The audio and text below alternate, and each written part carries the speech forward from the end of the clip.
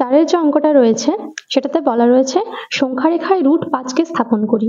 5কে আমরা কত লিখতে পারি? 2 স্কয়ার প্লাস 1 স্কয়ার। অর্থাৎ কি, এটা যদি অতিভুজ হয় 5টা, তাহলে 2 স্কয়ার, 2টা হচ্ছে লম্ব আর 1 স্কয়ার অর্থাৎ একটা হচ্ছে ভূমি। একটা সমকোণী ত্রিভুজ অঙ্কন করব।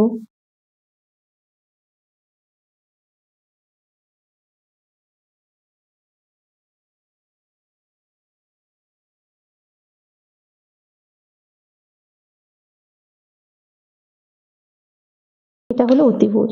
তো দেখো এখানটা 2 একক আর এটা 1 একক, অর্থাৎ 2 স্কয়ার প্লাস 1 স্কয়ার, 4 প্লাস 1 5, তাহলে অতিভুজটা হবে √5। তো এটার নাম দিলাম বি। তো দেখো এটার মান হয়ে গেল √5।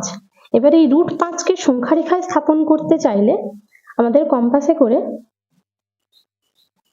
এখানে বসিয়ে √5 পর্যন্ত নিলাম। √5 নিয়ে এখানে সোজা সোজা এসে এখানে কেটে নিতে হবে। তাহলে এই যে ঘরটা পেলাম, এখান থেকে এটার নাম দিলাম পি। তো দেখো এই যে ওপি পেলাম, ওপির যা দৈর্ঘ্য ও বি তার দৈর্ঘ্য একই। তো ওবির দৈর্ঘ্য যেহেতু ছিল √5, তাহলে এখানে ও থেকে পি, ওপি এর দৈর্ঘ্য হবে √5 একক।